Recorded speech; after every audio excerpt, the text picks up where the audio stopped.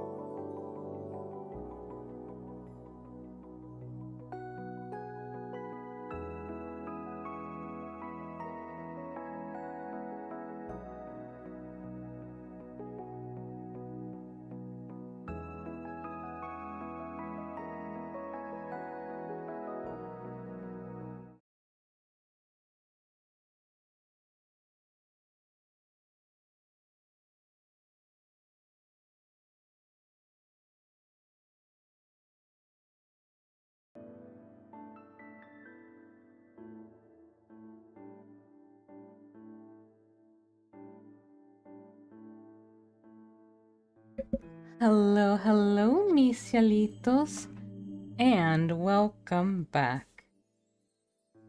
Coco is here, and I will be continuing Raging Loop. Let me just... Oh boy.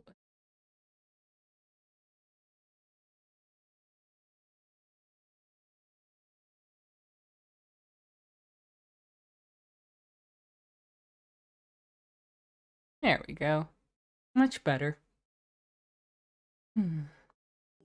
So last we left off, we had gotten our first sort of real cool ending. And it was one that we had been locked into, and so not a very pleasant one. Hello, Game Xerox. Welcome to the stream. Thank you for coming. Very good to see you. But yeah, it was a pleasant one. Pretty much everyone had died at that point. We did get a bit more information about the myth itself, in that the first story we had, supposedly, presumably, I don't know if we should completely believe it just yet, had gotten things backwards. It was the other guardians, other than the wolf, who had ended up siding with the Yomibito, along with the humans, and it was the wolves who were trying to stop them. So we got sent way back to the beginning. Haruaki remembered everything. When we came to the grocery store, he bought a lot of supplies to try and prepare himself. And now we have gotten to this other city near Yasumisu, where we were apprehended by a cop. Well, What? Say it. I heard that the girl I dedicated my heart to lived somewhere around here, so I came looking for her. There! He acted like he didn't care, but he was definitely interested. Here, in human society, love stories were a supreme form of entertainment. And a good excuse for doing all sorts of weird things. Anything was possible when a girl, or a guy, was involved. Well, you say that, but no one here actually went to Tokyo. We met elsewhere. Oh? When I went to Kuruizawa to recover from the after effects of the bird flu. And so I wove for him a dramatically majestic story of how I'd grown close to the woman I dedicated my life to. The cop was really into it. He looked like he didn't care at first, but by the time I got to the part where she first invited me to her house, he displayed a childlike enthusiasm. Eventually, we became true lovers, but she said she couldn't throw away her childhood home, which led to a tearful goodbye. At that point, the cop was fully invested in the girl returning back home. So you threw away the city life and came after her, eh? Oh, ho, ho, ho. He smiled like he was about to pat me. I definitely captured his heart. But was there a girl like that here? What's your fiancé's name? There it was. Everyone in rural areas knew each other, so trying to make up a person wouldn't get anywhere. But that wasn't the problem for me. I had the perfect name in mind.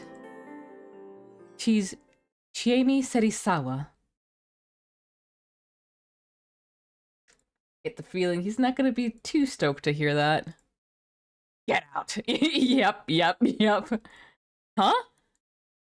Get out. Right now. He stood up and approached me so menacingly, I felt he was about to attack me. In the end, he jumped on his scooter and led me to some crossroads, clearly intent on getting me as far away from Fujiyoshi as possible. I was now heading towards the so-called Kachihara area. The rain had already stopped, but it was tiring to drive along the still slick asphalt. I knew Chiemi and Fujiyoshi were distant, to say the least. And she'd been out of the village, they couldn't have known what she'd been up to. I thought that'd make my story more believable, but what the hell was that reaction? The thing that set him off was Chiemi's name. She told me she almost killed someone with a bat. Was her reputation that bad? Even if it was that the right reaction to make? You'd expect something like, I really think you shouldn't, and the like. Was it because she was from Yasumizu? That makes sense. If they didn't want outsiders to know about Yasumizu, it makes sense for them to chase away anyone coming to meet her. But that only made them look more suspicious. Anyway, what now? Maybe I'd try coming back again after getting some rest at the nearest town. But from what I could tell, entering Yasumizu from Kamifujiyoshi wouldn't be as easy as I'd first thought. The fatigue was getting the better of me. Hello, Spirit Nighter. Welcome to the stream. Thank you for coming. Very much appreciate it. You know, I'm thinking part of it could just be, yeah, some resentment for the inhabitants of Yasumizu. But if all the residents of Kamifujiyoshi know about the feast, this could still be kind of an act of kindness from him. I don't know. I think the first time where we just told him the truth and he just led us away, that was definitely him just being like, let's not get this complete nobody involved. I knew it was a good idea to stop, but no, I actually didn't know it. I wasn't able to think straight. Mist? Oh, alright. Now? Was it artificial? No, that didn't make sense. Alright, looks like we're gonna be taking another dive off a cliff, maybe? My mind was hazy, and I could no longer make sense of anything. Yep, here we go! Oh, this will probably give us another key, hopefully. Yep, there we go. Obtained key 06, taboo name.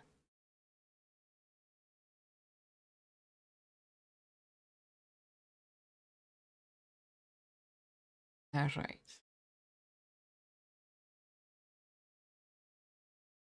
So now we got both locks, so that other one should pop up.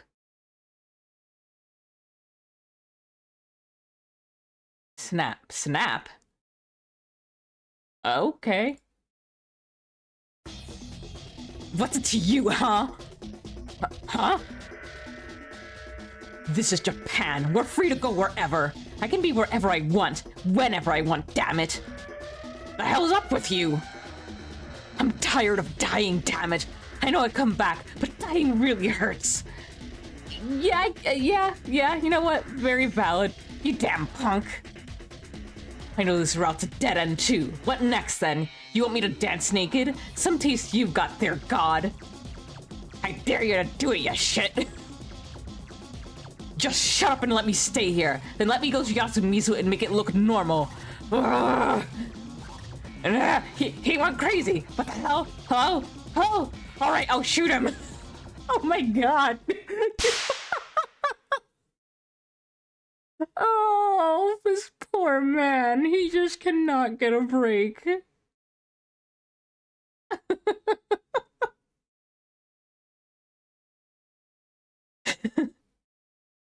Key 7, Berserk.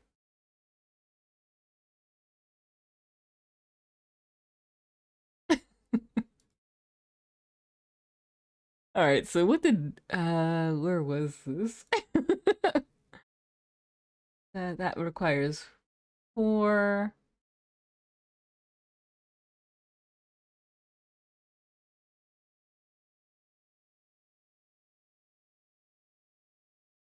Where was 7? I do not recall where 7 was.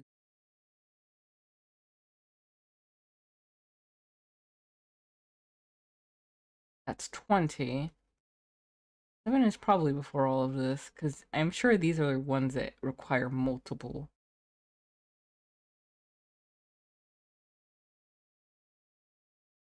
Start.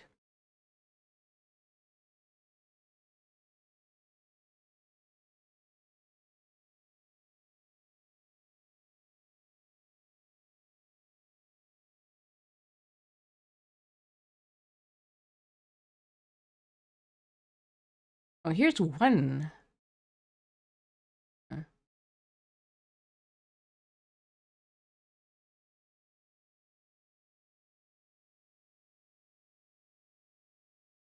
Alright, here we go. Drink booze from the convenience store. Sure? I mean, after dying 3 times in a row, he deserves to take the edge off. I stopped my bike. Then I flipped out the kickstand and locked it in place. After opening up the toolbox under the seat, I hid my license, ID.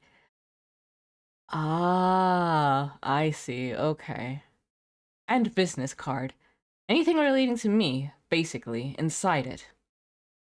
Kami Fujiyoshi was just ahead. If I came in like that, the officer would surely catch me and then chase me away. I had to find another way to convince that old man to let me stay. I reached into the bag of stuff I brought in the convenience store and took something out. It was a cup of refined sake. I quickly gulped it down. I see where you're going, but... driving under the influence could have been just as bad. Ugh, it's so bad. Cheap or not, just chugging sake like this was plain disrespectful. No trying this at home, kids. Not that the kids could drink anyways. Unfortunately, my life and fate and whatever were on the line here. Next cup.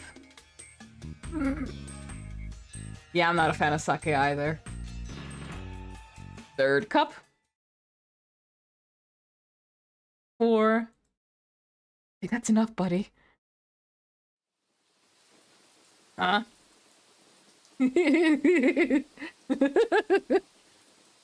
How are you? A drunk? Never seen you here before. Yep. Whoa, you reek! Where you from? Why you out so late? Yep. Alright, just come with me. I realize this man always let me go as long as I was good for try. driving. Then it was best to just not talk it on. Come on, drunk. Woohoo! Shut up, dumbass. You're disturbing the neighbors. Yay! We survived the night.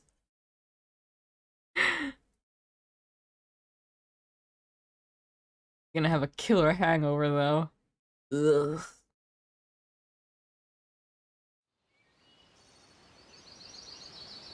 Where was I? Wow, my head, back. They hurt all over.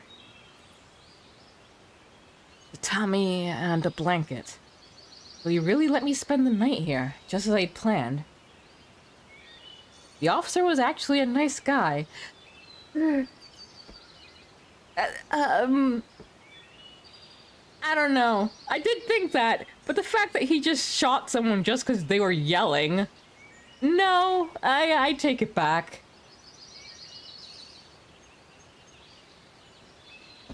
Not like I couldn't tell. He was just rough and simple.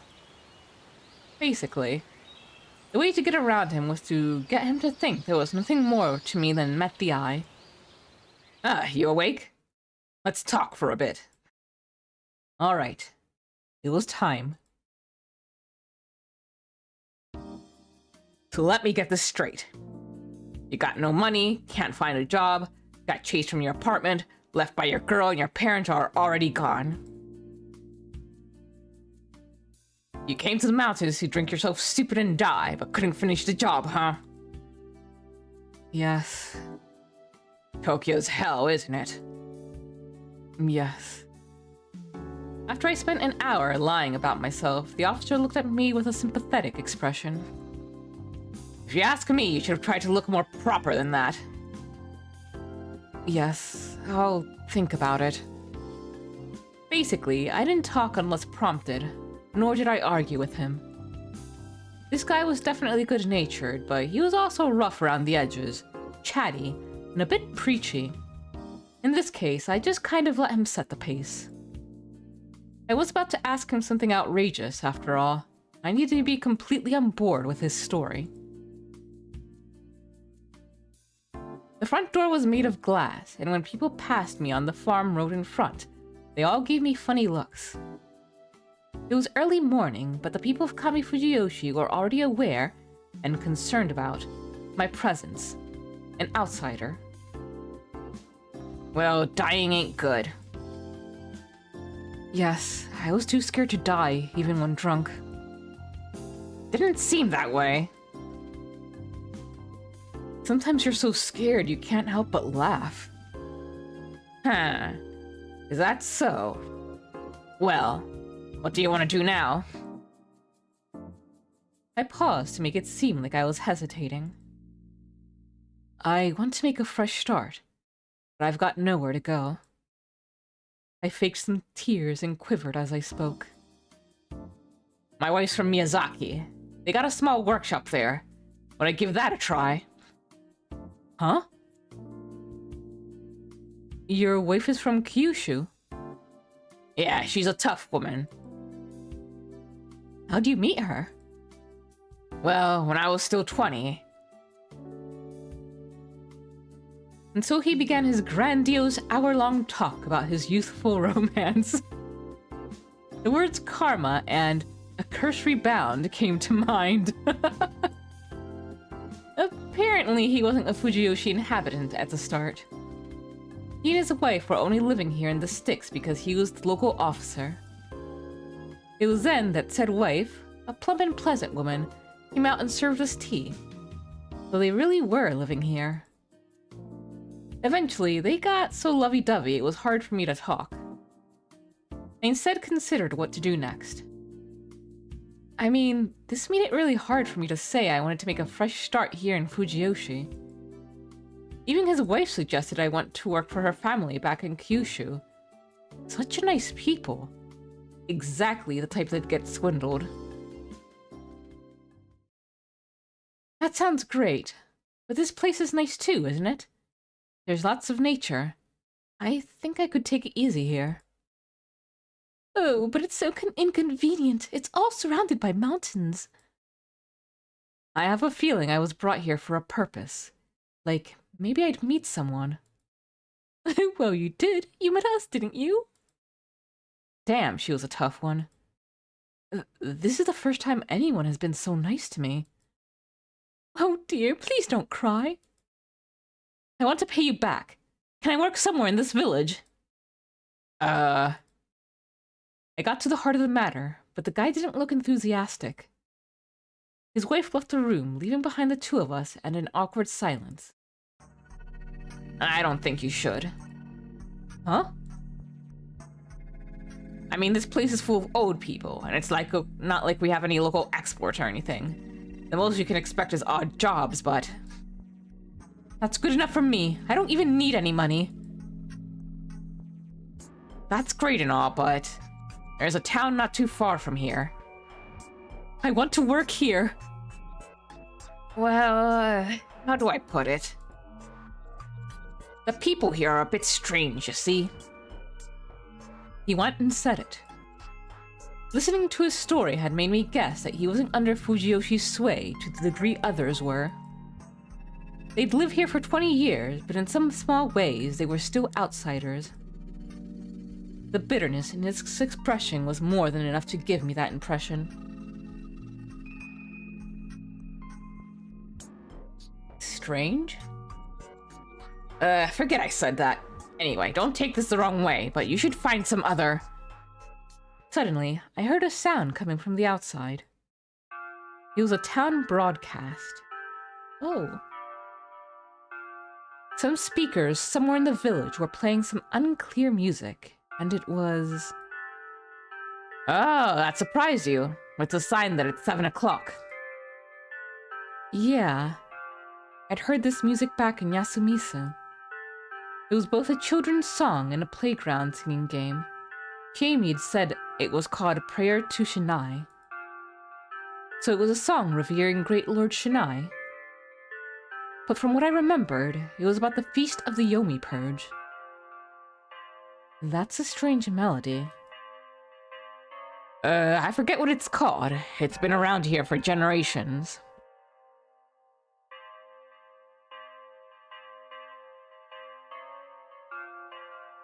So the village as a whole had inherited it.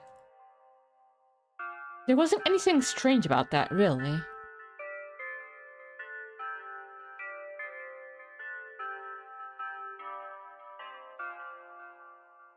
Even if its roots were in a cruel legend, passage of time would eventually erode said legend's significance. Just introduce something like a wolf bullying festival, and it would be nothing more than a decent song to serve as a morning alarm for the villagers. But that was only true if the legend's meaning had been forgotten. What happened next was shocking, even to someone who had their suspicions about the nature of this place. One by one, people started coming out of their homes, forming a crowd. The road before the office was full of people traveling from right to left. Where had this many people even come from? I couldn't get any good looks at their expressions, but they were all hanging their heads despondently. Were they just tired? What's going on? They're going to the watering hole. Watering hole? The eatery. Everyone eats breakfast, lunch, and dinner there. That was it. That's a bit weird. Yeah, it's got something to do with there being a ban on using fire because it could burn the mountain. So the watering hole did it in secret. That's why everyone here eats at the watering hole instead of their homes. Meal times are dictated by the higuchi, so... What about us? The door suddenly opened up and I heard a soft voice I didn't recognize. Surprised, the officer and I turned around. It was a man in a suit, average build. His face was round and he looked a bit shy of middle-aged. It's nothing, Higuchi-san. and it turned out he was a member of one of the 4 head families here, the Higuchi.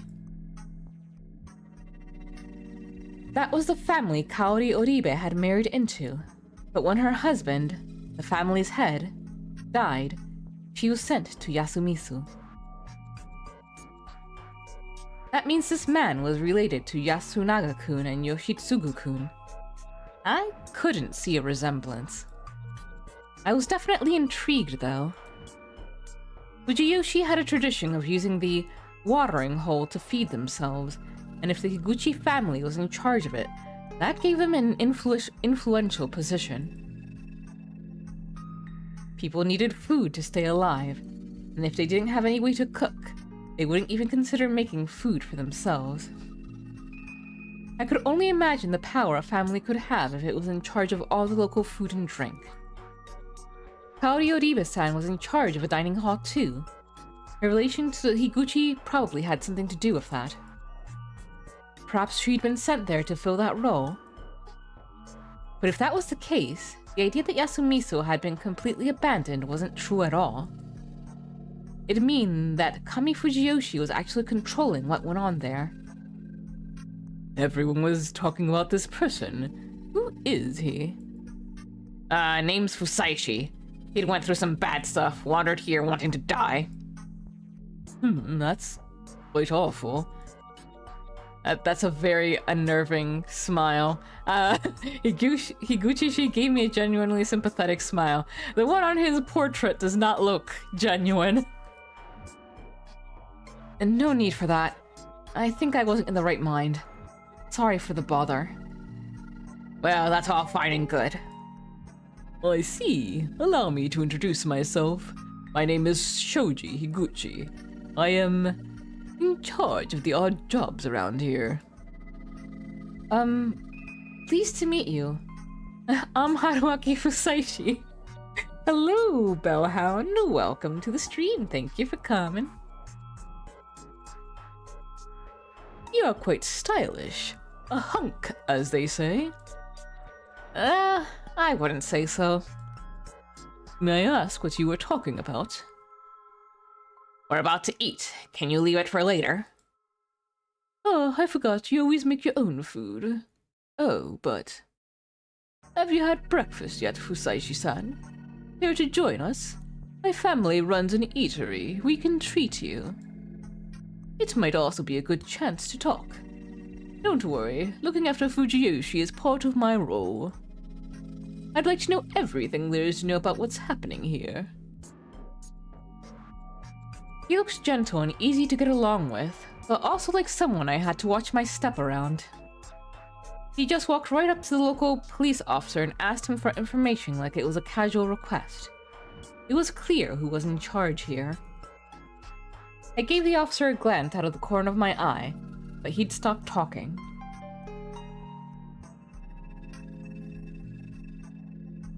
I felt like the conversation I had with him could have led me to sharing breakfast with him and his wife. But he hadn't said anything about Shoji Higuchi inviting me. It was like he was telling me to accept it. Or perhaps there was just no point in trying to refuse. May I? Even so, I did ask for his permission. Can I have him after breakfast? But the officer didn't even want to talk to me anymore. There's still some things I'd like to ask him. Perhaps Fujiyoshi was a place where, in his presence, you couldn't even have a conversation without him involved. Yes, of course. Anyway, it was decided.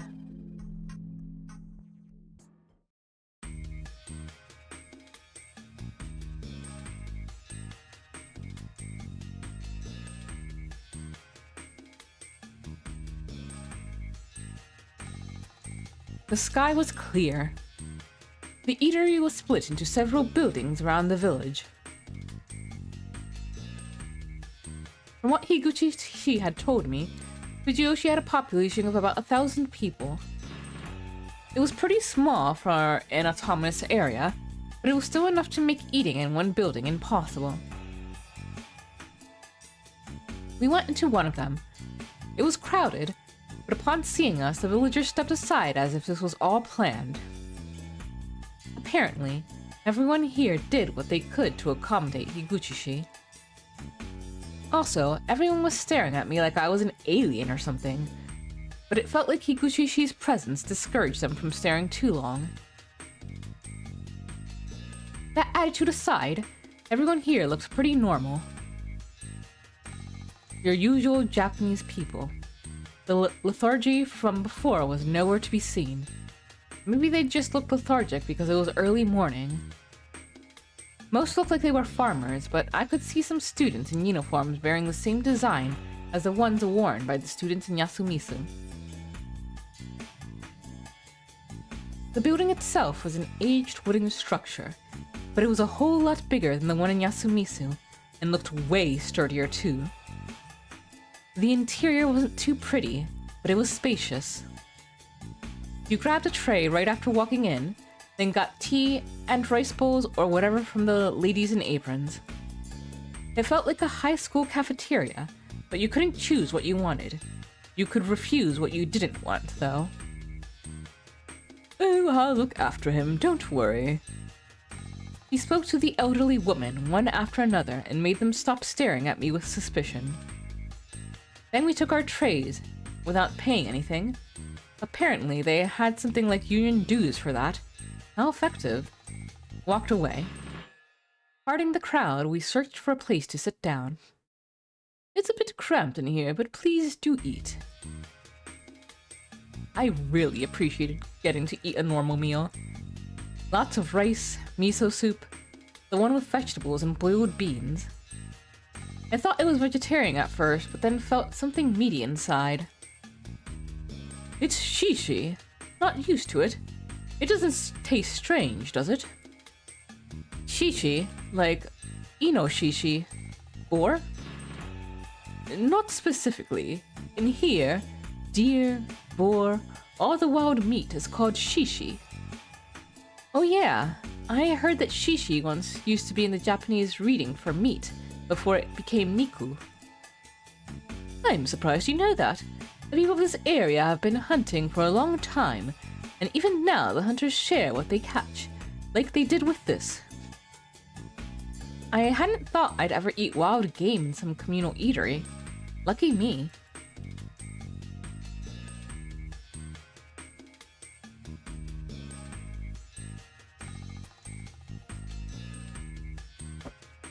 Though the taste was kind of bland overall. I could detect some soy sauce on the vegetables, while the boiled beans were kind of sweet. The soup stock too made me think they used a minimal amount of flavoring.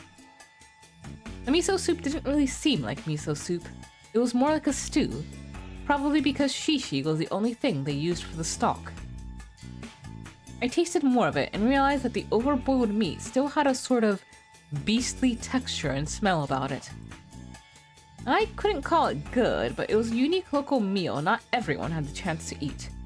I was grateful for the experience. The eatery was still crowded as the people came and went, but Higuchi-shi didn't seem bothered as we talked. I kept up with him during the conversation, repeating the same lies I'd told the officer, and making sure to look as much a poor, unfortunate soul as I could. He smiled all the way through, even as he interjected now and again. I felt like he was at least 100 times craftier than the officer, and I wondered if it was my inner contrarian speaking.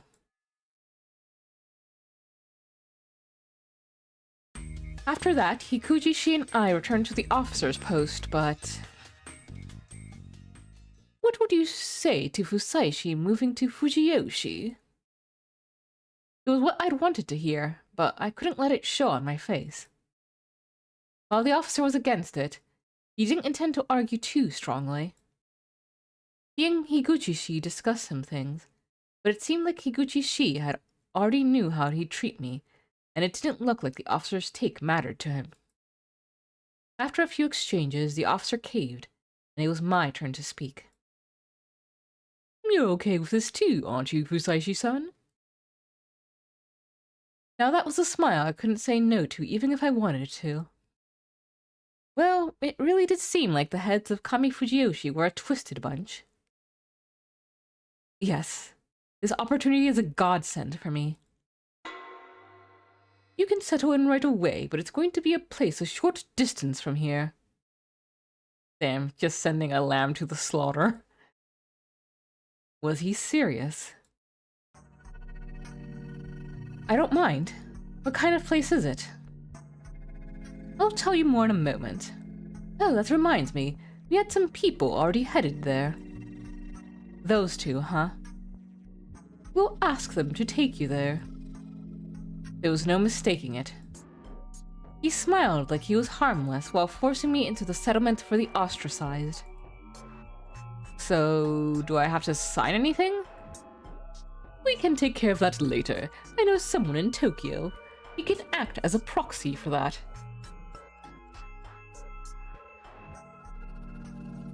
Anyway, we must start with your place of residence. You'd be a bother if you stayed in the officer's post, after all. I'll talk to the ones going there. Don't worry, they're from the city too. Oh, I'll have to tell the locals about you too. I'll be quite busy, but I'm sure I can get it all done by lunch. Anyway, goodbye for now. He one-sidedly ended the conversation and left the post. Nice guy. On the surface, anyway. Yeah. The officer understood the situation and didn't like it, but couldn't go against one of the heads. This was probably why Chiemi'd said we couldn't trust the police. In Fujiyoshi, even government institutions were only a secondary authority. Anyway, what could I make of this? I did actually expect to be sent to Yasumisu. The people here had no interest in harboring outsiders. We weren't welcome. Or maybe they wanted to avoid the initial trouble caused by my immigration by making me live with the ostracized until I got used to the village. Whatever the case, this wasn't something I had a say in, which made it seem really bad. That was probably why the officer was so against it. I could understand that. Higuchi, on the other hand, seemed a bit heavy-handed with all this. I could understand him wanting to set me up with a place quickly, but as someone who knew about the feast, I couldn't help but be suspicious of the timing. The mist would come this evening, and he wanted to give Yasumisu a new inhabitant until then. Did Higuchi, a head of Kami Fujiyoshi, understand what that meant?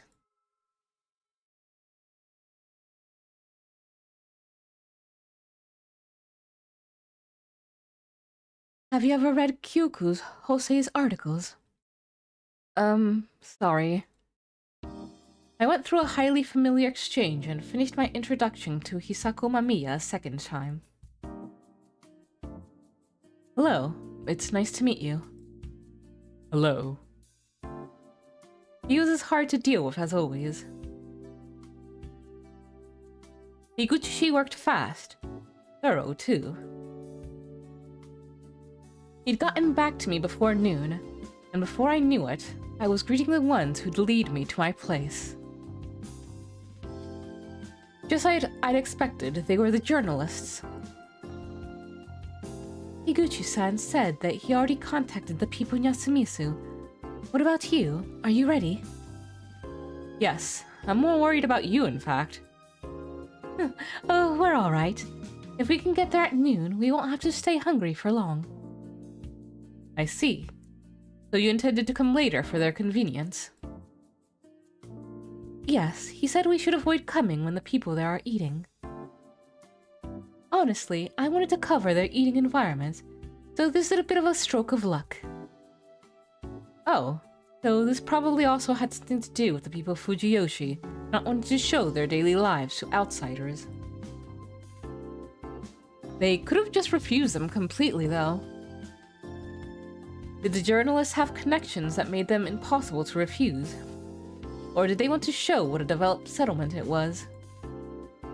Or maybe they had no intention of letting them go. Unlikely. If they killed anyone from Yasumisu, or some nobody like me, they could easily conceal it due to how isolated the location was. but the two journalists had come here to make an article. If something were to happen to them here, it'd be certain to draw unwanted attention to the village. On the other hand, if Kami Fujiyoshi's people knew that the feast was near, they probably wouldn't have allowed them here. I think we should head over now. What do you think, Hashimoto-san? Fine. Whoa. He was slow, but he actually communicated with someone. That was rare. So, sorry for the bother, and thank you for having me. No worries. That was the first exchange I'd shared with him. In this life, anyway. Of course. Now get in.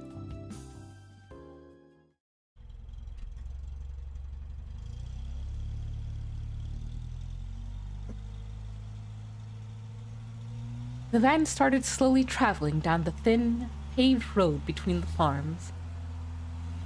Come to think of it, May was rice planting season. The field had water all over it and didn't display a single weed. It was full of people planting rice seedlings by hand. They're not using machines. Looks like it. The people here don't seem to like modern technology. Combined tractors aren't that new. If you ask me, I'm impressed they're doing such a good job by hand. I'm not sure they are. That's why the big families here are trying to get heavy machinery for the job. I see. Like Higuchi-san. I heard that the Migurama were in charge of farming development. Miguruma? I see. So they have money, huh? Seems so. Not quite sure how that works. Something has to work here. Well, how do I put this? What I mean to say is, the big families are strangely rich for a mountain village with an aging populace where the young go outside to work. Really? Yes, the Miguruma house was really big. They even had a large foreign car. Yeah, even if it was something that could easily be explained, it was still something to keep in mind. Iyu-chan. Yes? The strange nickname Hashimoto-san used surprised me, but Mamiya-san herself didn't seem bothered. You shouldn't make too many assumptions. But... The journalist within you is curious. It's nothing that big. I think you should just leave it at that. Is that your famous photographer intuition talking? Who knows? Well, alright. This isn't my specialty anyway. Anyway, forget what I said. Yes. Nope. By the way, I heard you're moving here. That's how it turned out. Have you heard about the place you're going to? I didn't, but I can imagine what it's like. My words made her give me a strange look. As in... It probably isn't a good place to live in, it being separate from the main settlement and all. Why do you think that? You people looked comfortable about how I'd be treated. While Higuchi-san looked less like a nice guy, and more like someone who could easily shrug off any guilt his actions would cause him. I see. Don't mind me, though. I'm satisfied with where I'm going. Maybe I shouldn't say anything, but it's a really isolated place. I don't know if loving the countryside is enough to bear it. Don't worry. Compared to dying, any place is heaven. Wait, that must sound strange. What an awkward laugh. Apparently, they'd been told I'd almost committed suicide. I'm curious, though. What kind of place is it? It's special. You-chan. She tried choosing her words carefully, but that made it sound worse than just a place for the ostracized.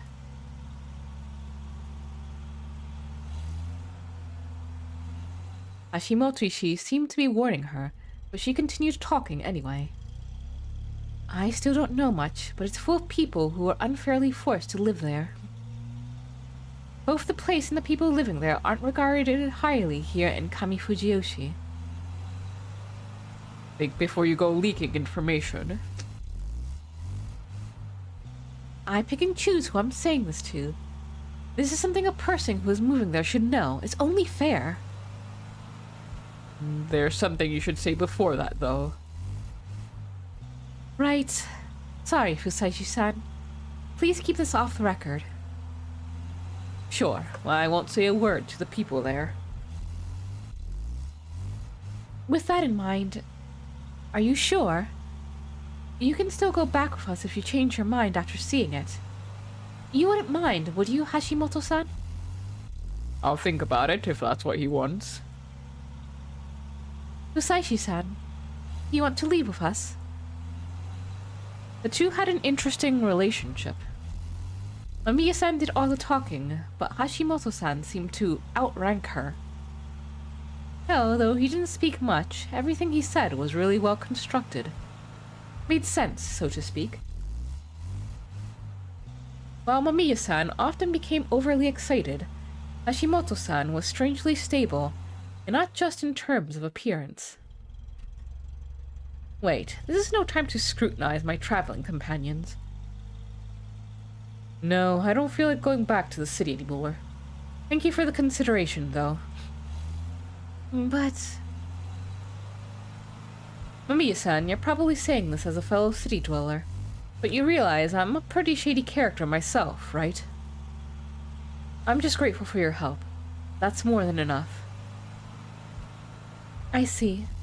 And I won't say anything more. Haruaki Fusaishi-kun, was it? Yes? You really don't look like a guy at the end of his rope. I get that a lot. Must be my carefree attitude.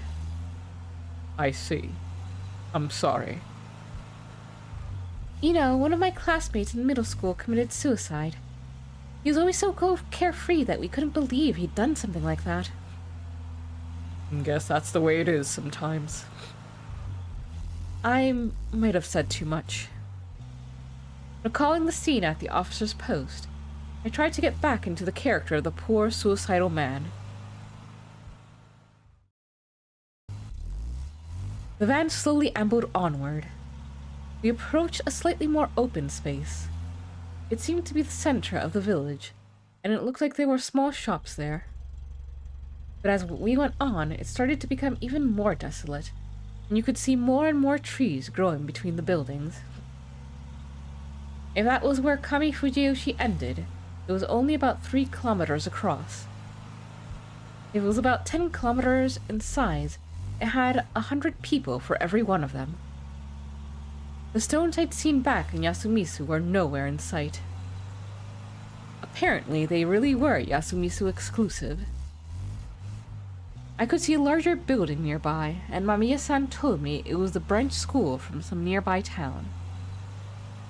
All students in Fujiyoshi must get their education there before moving on to help in the fields. Smarter ones left to work outside, the village upon graduating high school. Those who went from here to college were rare, meaning that, at least relative to other locals, Chiemi was a prodigy. The students from Yasumisu should have been in the school this time of day. Once we passed the last residence, we entered an area mostly untouched by human hand. The road led us into the overgrown mountains. There were large stones on each side of the road. Impressive, huh? They're like tories. Tories? Yes. Trees inhabited by the birds serving the gods, or a gateway through a sacred boundary. Fujiyoshi worships the mountain, apparently. Oh, Great Lord Shinai. You know about it. Crap. Higuchi-san told me a few things. Anyway, you don't really hear that this mountain is special outside this village, do you? I've never even heard of the god Shinai. Going by the kanji, it sounds like it's a monkey god of some sort. But that one is only used in calendars and directions. Weren't your articles about food? Oh, sorry. I used to write about the occult. Quickly switched topics because it wasn't keeping food on the table. She looked like your typical neat and fashionable career woman, so this was really unexpected. Really? Sounds interesting, though. In this day and age, anyone who wants to read that kind of stuff just uses the internet. Everything in magazines is a lie, and all the real occult info is on the net. That's the general opinion of people into the occult these days. The piece of the pie that's still around was taken by the leading writers. We newbies didn't have a chance. Now that she'd mentioned it, I hadn't seen as many magazines on the occult and the supernatural these days. No idea if that was a good thing, though.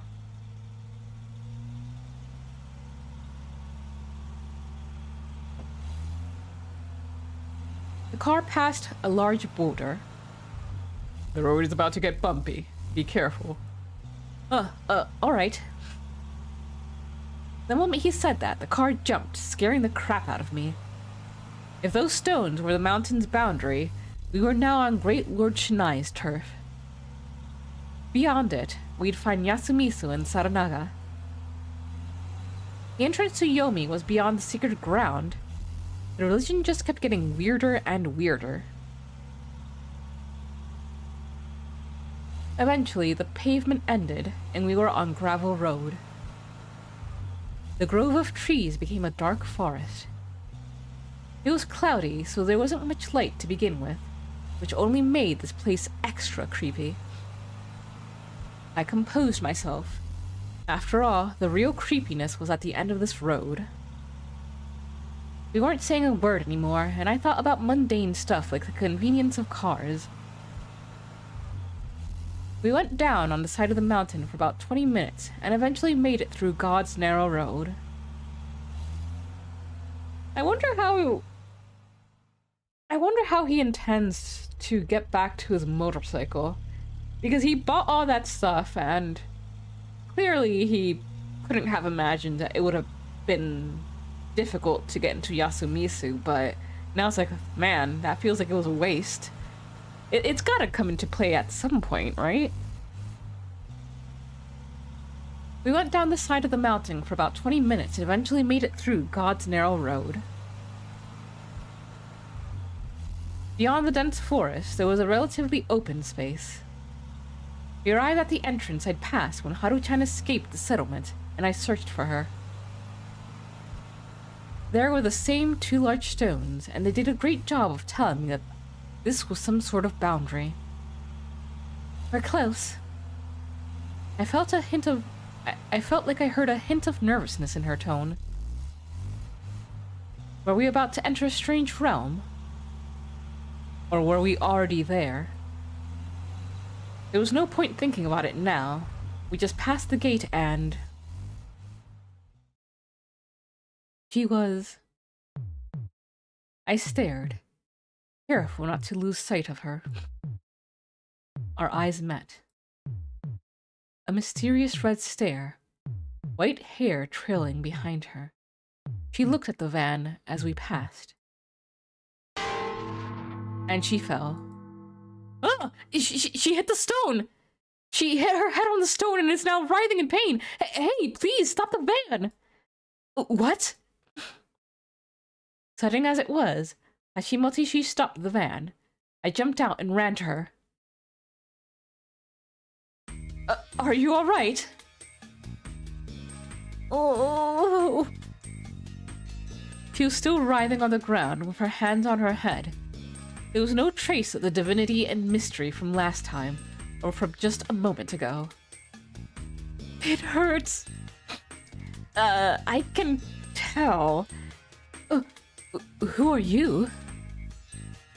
Just a passerby. Who am I? Hold on. I merely wanted to say that.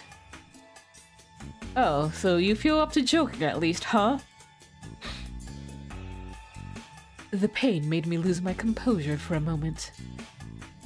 The girl, or rather the woman, since she was older than me, became red as a tomato right before my eyes. Rikako Uematsu. Was she an albino? Her skin and hair were pale, while her eyes were blood red.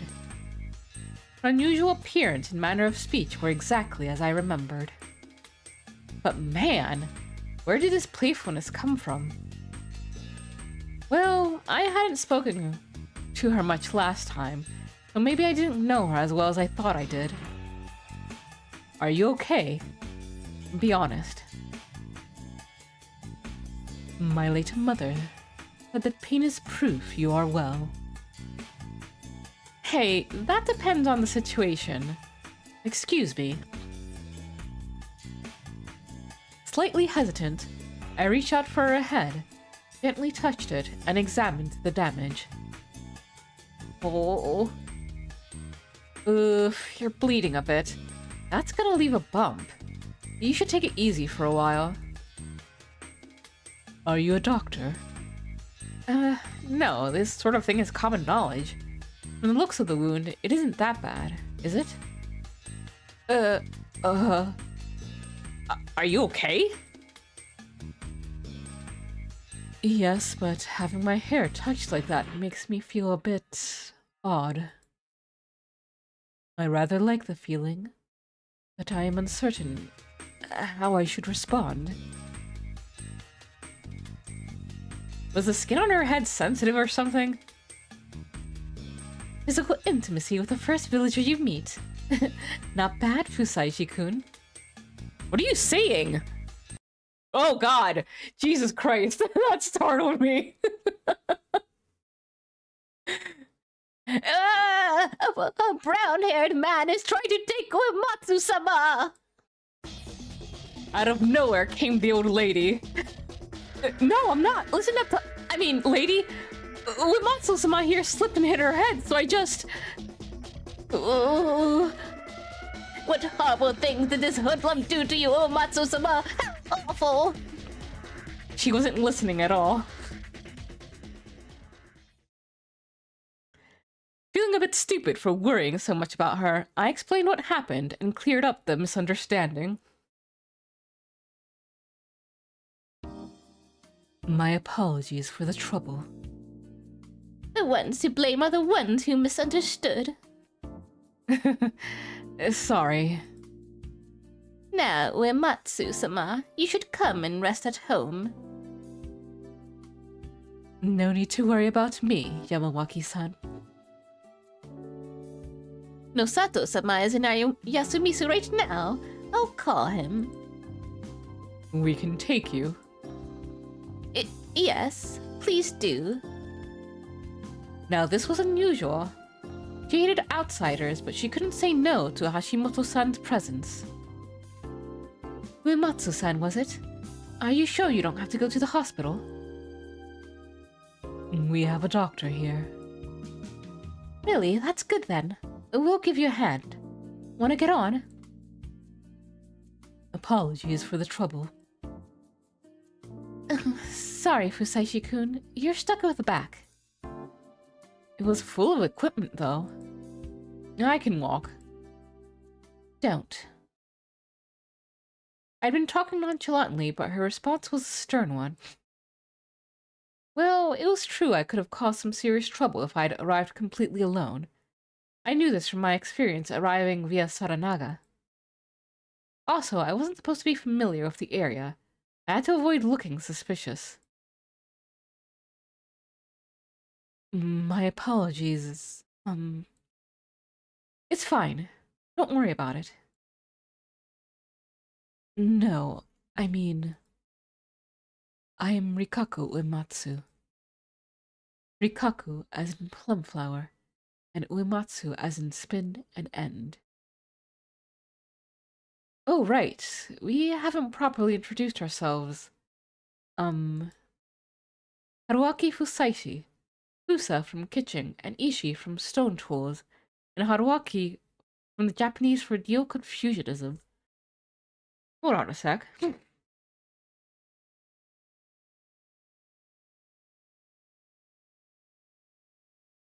Is that... I remember he gave an explanation to the, cop. I can't remember if it was this, though.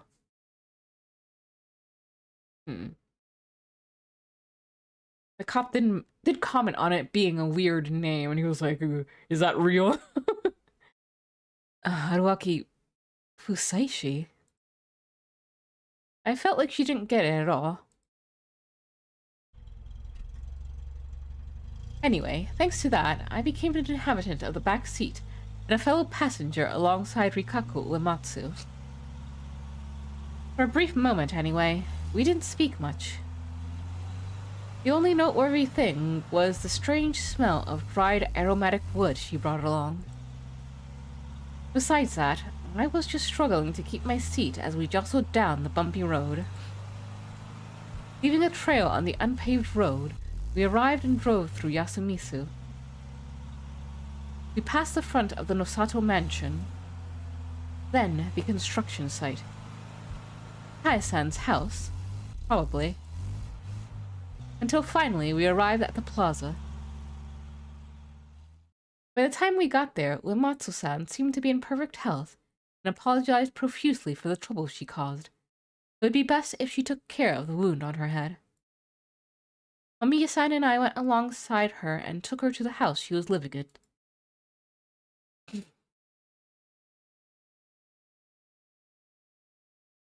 It was the same place where she lost her mind, and the rest of us had barricaded her in. Now then, I shall wait for Nosato-sama just in case. Take care.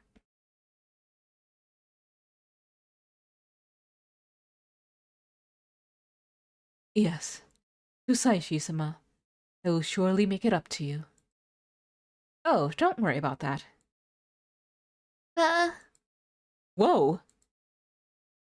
I had completely forgotten about Uematsu-san's extra. Oh? Who's this girl? You did not see her yesterday. She wandered into Yasumizu 2 days ago. Oh, from Kami Fujiyoshi? I can drive her back if you want. No, she... why not ask someone else? Rikaku-san needs to rest. Who? You have a point. Then we'll be leaving now. What about this girl? Meiko. Uematsu-san called to Meiko and brought her inside. A stronger smell began wafting from the building. Maybe they were burning incense. She's cute, isn't she? Yeah. Her attire combined with her appearance make her look just mystifying. Attire? You didn't notice? Well, it's in the style of a Shinto shrine maiden uniform. The dark coloration is clearly Buddhism influenced. It's clearly religious garb. I never expected a place so remote to have its own religion. How exciting! It's good to be enthusiastic about your work, but there are limits to how far you should pry, don't you think? Man, everyone seemed to just appear out of nowhere this time. Oh, Nosato-san, I'm sorry. Are you here to treat Uematsu-san? Mamiya-san gave a confident, journalistic smile and spoke to Kyunosuke no Satoshi. Yes, if you're aware of that, then please clear the way. And who is this man? Oh, he's Haruaki Fusaishi-san. Higuchi-san sent him to live here.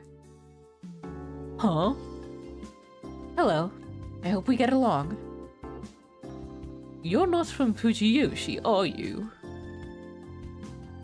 No, I'm not. Things happened. I left Tokyo and I ended up here. What's Higuchi thinking? You have my sympathy, though. Anyway, I'm off. I'm coming in, Rikaku-san. Sympathy, huh? As condescending as always. After parting ways with him, we returned to the plaza. Hashimoto-san was taking photos of a small flower nearby. I could have imagined that someone told him not to take photos of the houses. We were the only ones here, and I couldn't hear anything but the wind. It was strangely quiet. Like always, this place is... She fell silent before finishing her derisive comment. Wise move. Wouldn't it be good to finish that comment by comparing the place to a ghost town? Let's go then. You're going to the dining hall, right?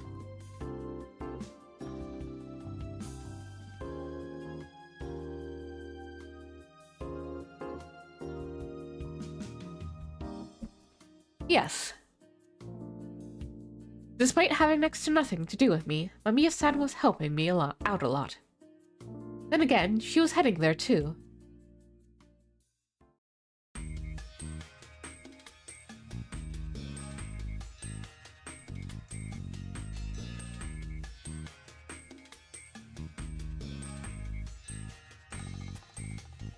Oh, I've been waiting for you.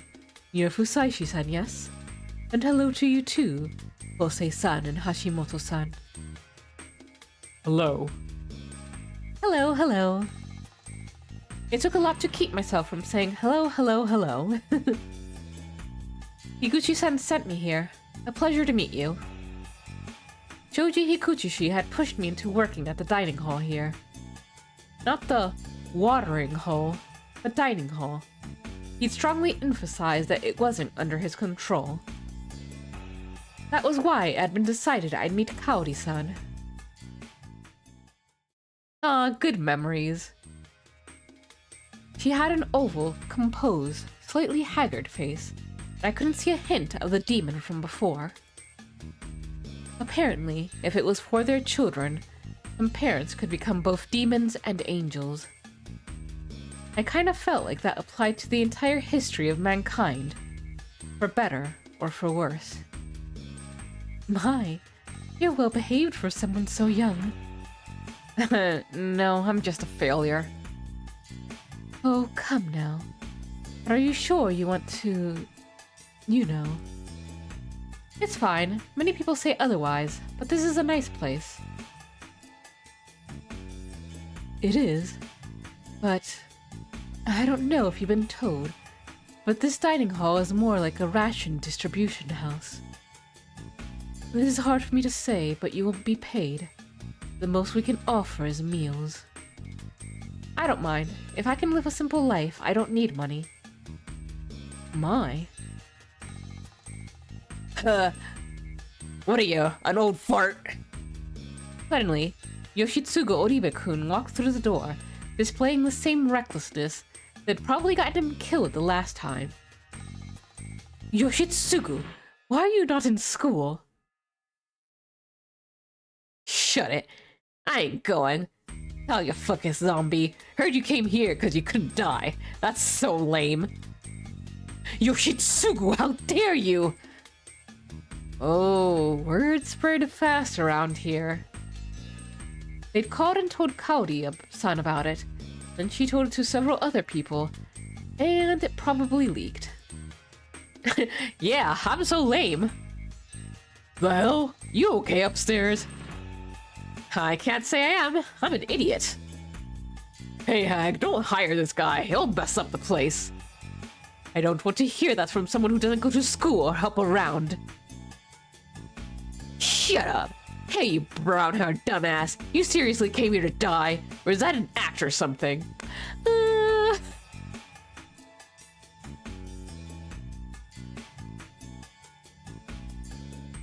I twitched. As if... Hey, Hag. Guy's weird as hell. My name isn't Hag. I know I have nothing to do with this, but you should keep your joking around to a minimum. Sorry, I just felt like we'd be living together for a while, so I ought to be as friendly as possible. Yoshitsugu-kun, was it? Wanna make a bet? What kind of bet, you coward?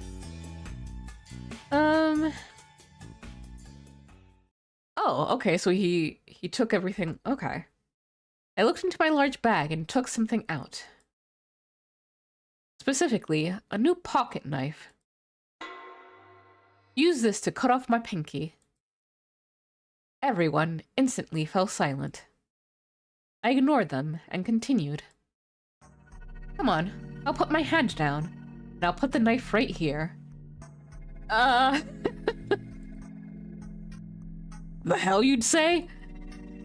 I'm saying I'll let you shorten my finger, as a sign of our friendship. I'm saying that's insane! Hell, that's something you do yourself! You're making me do this because you can't do it yourself, huh? You really are a coward, huh? I can do it myself, but this is a bet and a test of courage.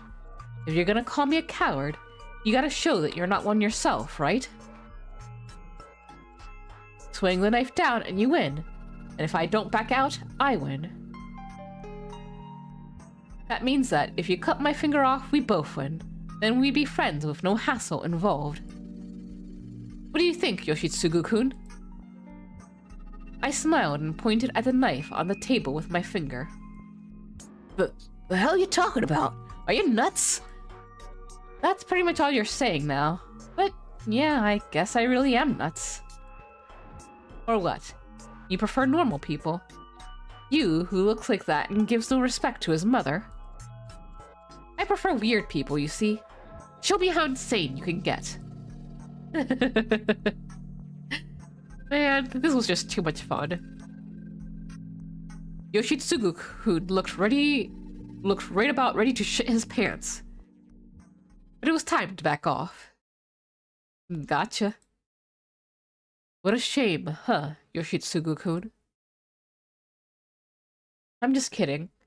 I wouldn't do something that hurt that much. Well, even if we can't get along now, we'll be friends eventually.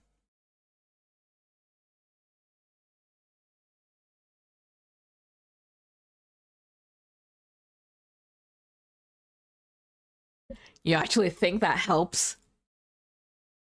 Jokes aside, he was actually pretty sharp.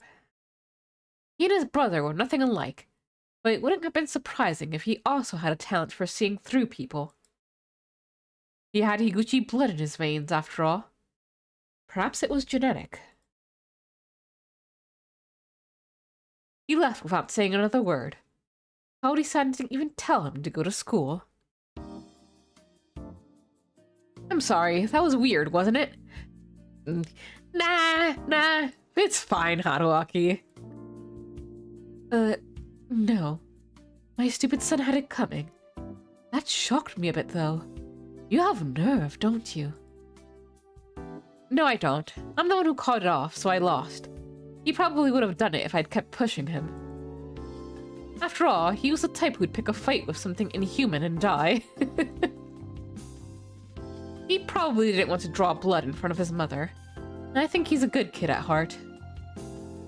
My words almost made Kaori-san smile, but... Oh, but I do feel embarrassed. He grew too big for me to handle, and all I can do is scold him. She decided to keep up the act of the strict mother. Puberty and rebellion sure seemed complicated. Fusaishi-kun, come here for a sec.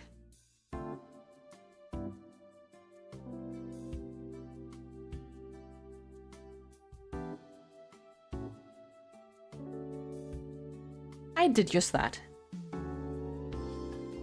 Are you actually one of those kinds of people?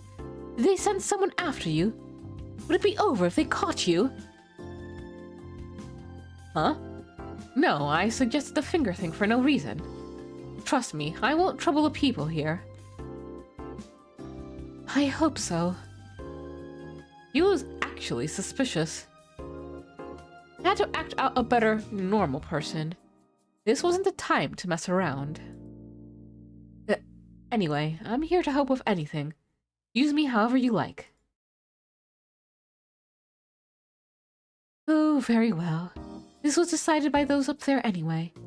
But before that, I wonder where you'll be staying. Oh, I kind of expected them to be already decided on that.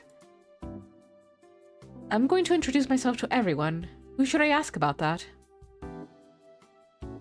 The one in charge of the land is Yamawaki-san. The old Ada lady from before. She lives in one of the houses we passed.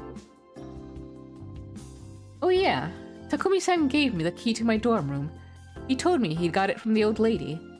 Was she like the landlord of Yasumisu? Maybe she's not too far. Like visiting Uematsu-san or something. Oh, did something happen? She fell and hit her head and... I left that talk to Mamiya-san and opened the door so I could see the plaza.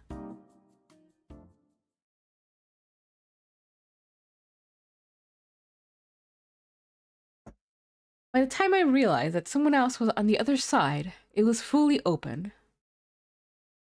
Seeing the person's face almost made me say her name in surprise. Chiemi Serisawa. I couldn't save her. I couldn't fulfill my promise. But we'd met again thanks to the strange looping phenomenon. Whether it was something to feel thankful about was another matter.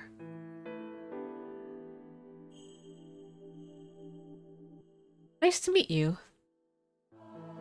I kept my surge of emotions under control and gave an amicable smile. But...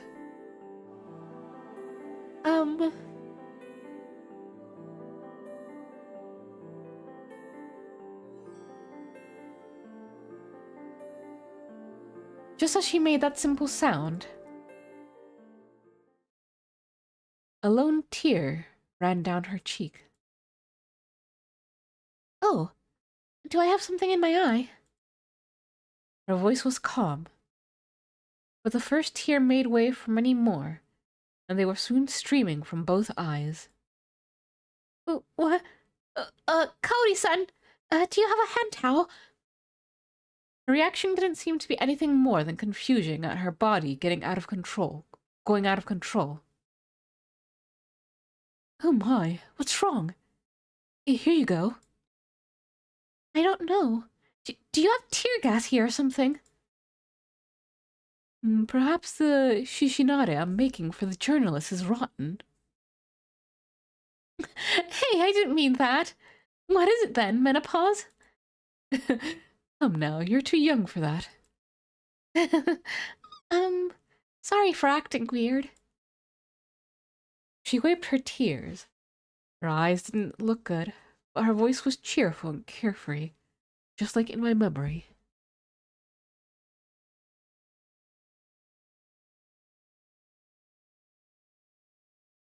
Sorry for all the pauses. Keep needing to blow my nose. But it seems like some aspect of Chiemi remembers. You're the person who suddenly ended up living here, right, mister? That was a word you used on strangers. Why had she cried? Yes, am I that scary? No. You look perfectly fine. It's just, well, a mysterious event. My name is Chiemi Serisawa. I'm a student back home for the time being.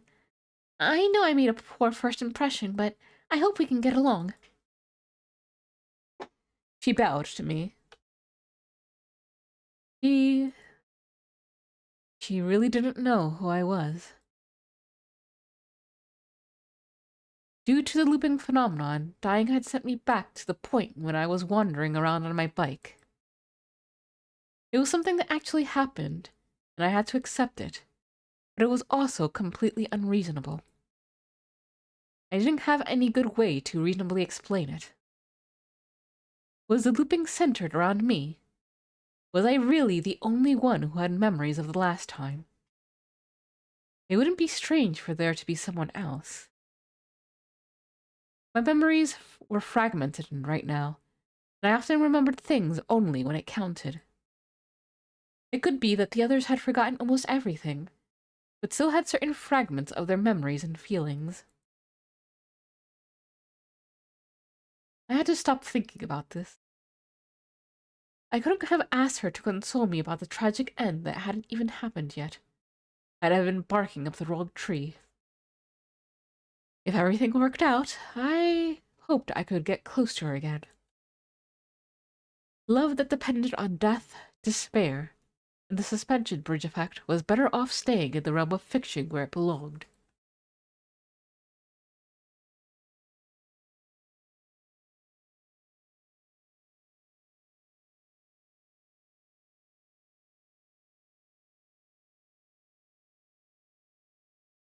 We exchanged a few words, but I didn't have much time.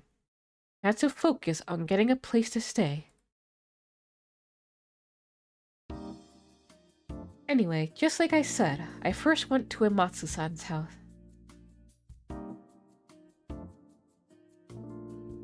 Obviously, it didn't seem like there were many people inside. I hesitated for a moment, but ended up knocking. Who is it? It was Mako's voice. Could she even understand me? I'm Fusaishi from before.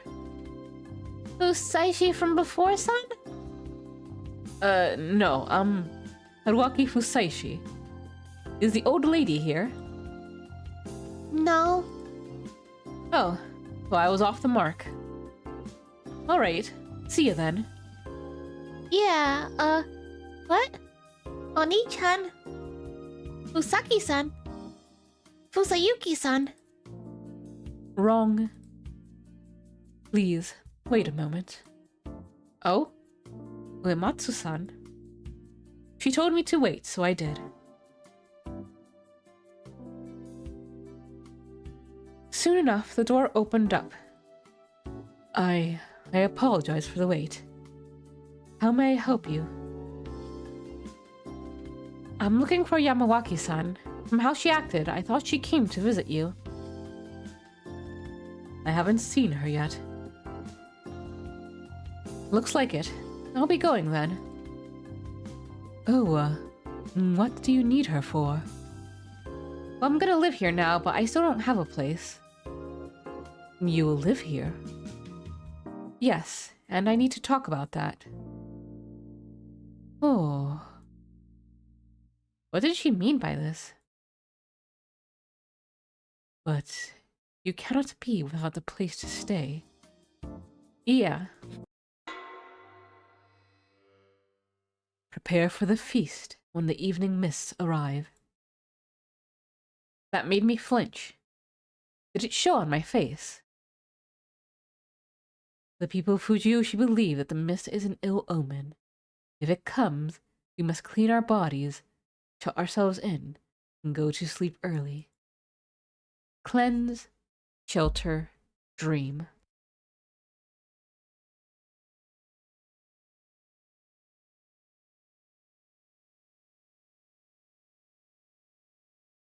You know, I'm wondering, since we'll be participating in the feast properly now, is there a chance that we might be one of the ones that ends up with a guardian? Like, there's a part of me that is wondering if the time loop is being caused by a guardian and we already have one. But yeah, it would be interesting if we got one of the primary ones.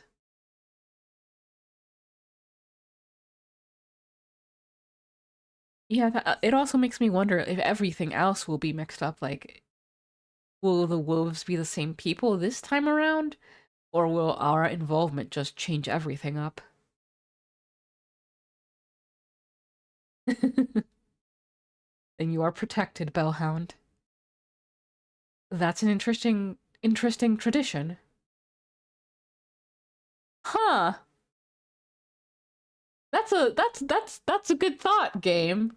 I hadn't even considered that. Hmm. I mean, it makes sense. It does make sense. I have the right to remain silent, Belle.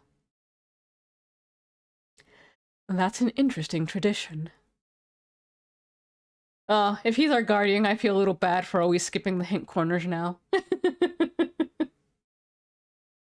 That was what I would have thought if I didn't know about the tragedy. This might be a bit presumptuous, but I do know of one empty house. Huh? She told Mako to entertain herself and took a key from her house. Instead of telling me more about it, she insisted on going outside despite my polite protest. I had no choice but to follow after. We passed the plaza and went down the hill. She tripped 2 times. It hurts. Looks like it. I fall and hurt my head on the regular, so I'm used to the pain. You really shouldn't walk around grass like this in that attire. This is an Uematsu duty. It is? The spider are bedroom women servants. That was a new term. Bedroom woman servants. Women who serve you in the bedroom. That sure sounded sexy. And the spider was one of the guardians, the great Lord Shinai. That reminded me. Jamie told me that the Uematsu were the family of the spider. When the power of Yomi rises from Saranaga, it is said to bring madness first and foremost.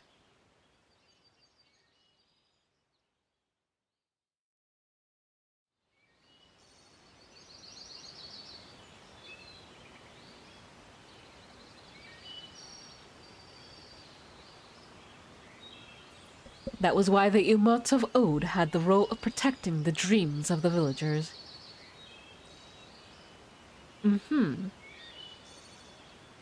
Were they like night watchmen or something? It wouldn't have been weird for a police-like force to still retain power in this day and age. But you'd fall all the time at night, so you walk around during the day instead, huh? Ooh.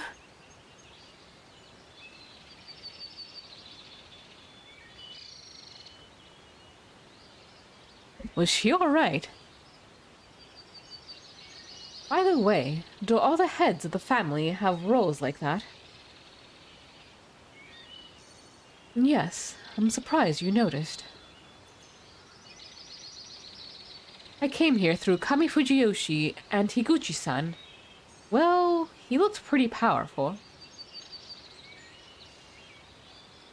The Higuchi family are the monkey, protectors of the watering hose flame. There was that term again, watering hole. They used fire when it wasn't allowed, huh? Yes. We are told they claimed to run a watering hole, while in actuality were teaching people to use fire.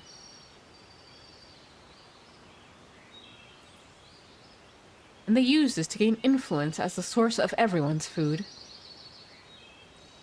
What about Nosato-san's family? They're one of the head families too, aren't they? The Nosato are the crow, the Eve Eaters. I have no idea what that means.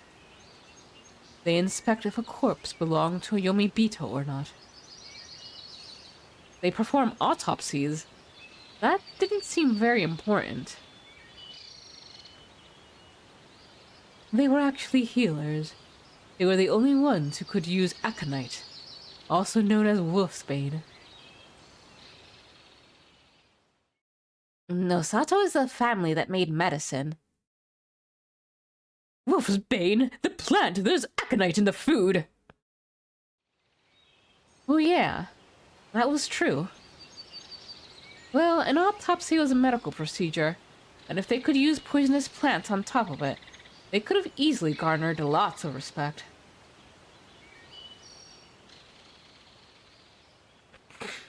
I see. What was the last one? The Miguruma. Right. I hadn't met a single person linked to that one. The stake are the tower lookouts.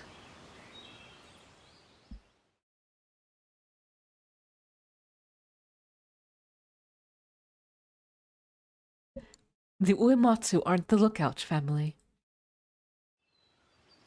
That doesn't give me enough. Tower, as in watchtower. So they're in charge of the military here? No. They used to build watchtowers and watch the stars. They made calendars, read the weather, and led the local farms. That role made them respected, and they eventually became Shudai-sama's priests. I see.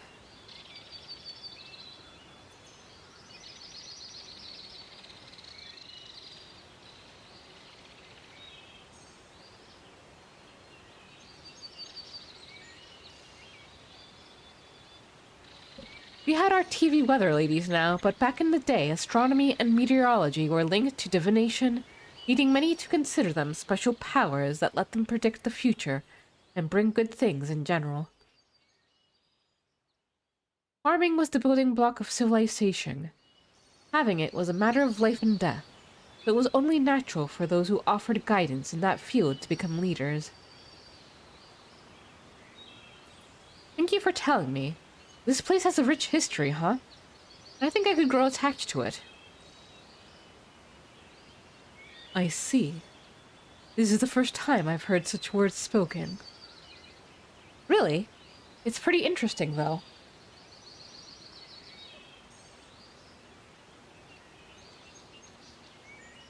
I never explained this to someone born outside of Fujiyoshi.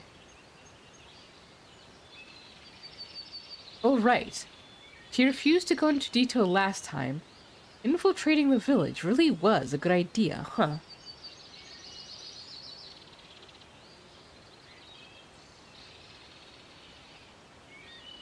Oh look, we've gone all the way.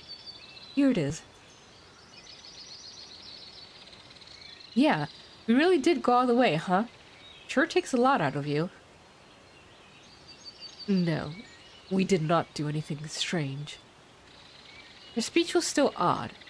And what the hell was up with her imagination? You could send my verbal curveballs to another dimension.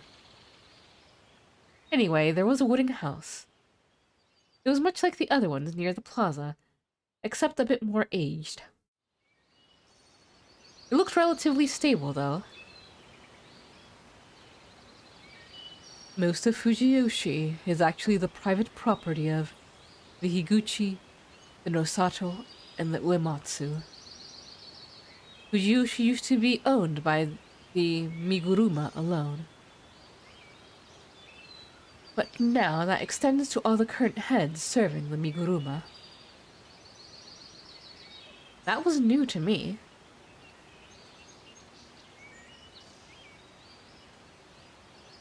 So you're saying this place belongs to you, Rikako-san? What? Oh, sorry for being so forward with you. No, I do not mind. But yes, this land is mine. The person lived here until recently. So, has he passed away or something? Yes, it was a peaceful death. That sounded like a real blessing here in Yasumisu. Does that bother you? It is clean inside. I'd have been lying if I said I wasn't bothered, but I chose to take a look. You hadn't been kidding. The inside was shabby and the wood was aged, but the floor was clean and I couldn't see much dust. The tatami was new too, though that meant it had to be changed. But at least there wasn't some human-shaped mark on the floor. There was no furniture, but I could easily get a futon or something. What about the bath? I do not think this place receives gas. That's bad. What can I do if the mists come? You wish to be able to cleanse? You merely have to fill that pail with wet water, and wipe yourself with it. That's enough. Yes. I hear it was rare to bathe in warm water in Fujiyoshi. Oh yeah, because only the watering hole could use fire. Yes. That made sense. Anyway, I was now ready. Are you sure I can use this house? Yes. That would make all the daily cleaning worth it. Huh? You cleaned this place yourself? Yes, because taking in the corruption is one of the Uematsu's roles. Also, keeping myself occupied served as a good distraction. Did something bad happen? She fell silent. Sorry, that was insensitive of me. No, it was not that something happened. I was afraid of what could happen. She looked at the mountain beyond the valley. No, it was the valley itself, and Saranaga Rapids at the bottom.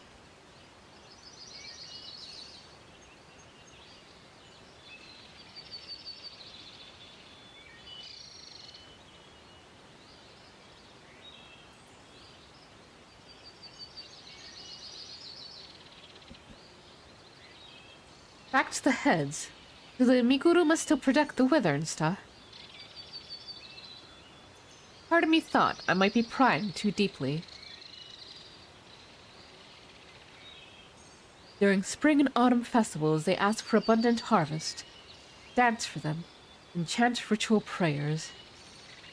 I heard this was supposed to be based on what they did in the past. Thankfully, we've had no major droughts or famines. Oh, so in a way they have a perfect track record. Yamawaki-sama knows this well. You might wish to ask her. She would be pleased to talk. That seems true. Oh, sorry for taking up so much of your time, Uematsu-san.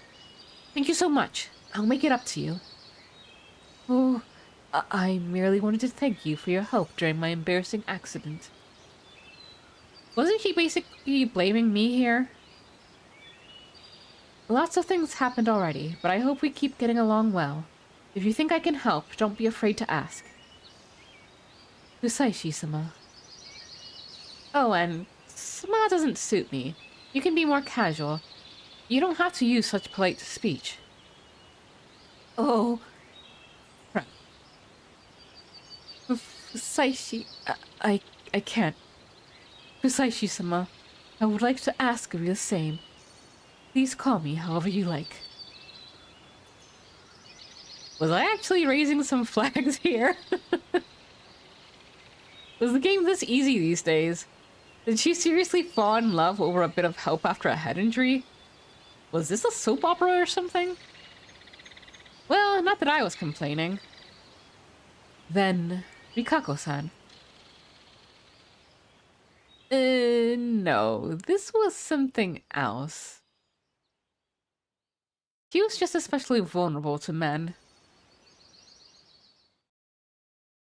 As a family head, she was probably either revered from a distance or considered an enemy.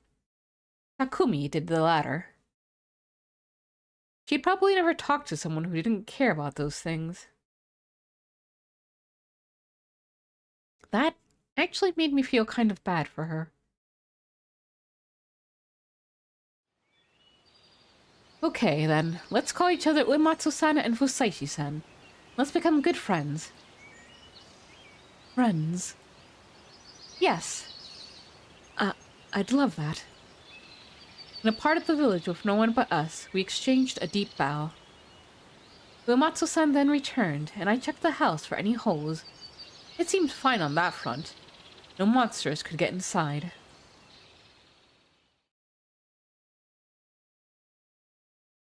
And with that, I think I'll go ahead and wrap up the stream right here. We are in. And I'm going to do a couple peek back into the old stream just to check a couple of things to make sure I'm remembering them correctly. But the feast will be coming soon, and I'm eager to see how it plays out when we're involved. I'm wondering if we ourselves will actually get to make any sort of decisions on if we can make votes or if it's just a kinetic novel. So far, it seems like it's leaning more on the end of kinetic novel, and we don't actually affect the endings. We kind of just follow the path given to us. Which, you know, as long as the story is good, which so far I've really been enjoying it, I'm fine with that. But yeah, thank you everyone for coming on by. For the following week, there's not going to be any Tales of Fantasia tomorrow. On Wednesday, I'll be over on Nana Thodi's channel on Twitch. We will be playing Resident Evil 7. Thursday, on the server at 9 p.m. EST, there will be the Star Trek watch-along. We're watching the original series and we will be beginning the second season. Friday, over on Twitch at 5 p.m. EST, it will be Final Fantasy V. And depending on Kuru's schedule, we might then switch to Tales of Fantasia at 8 p.m. EST that Friday. Then Saturday, 9 p.m. EST, it will be Animorphs, and Sunday, 8 p.m. EST, it will be Women of Zal. Hope that everyone has a wonderful time zone wherever you are, and as always, please do take care of yourselves and each other. Toodaloo-hoo!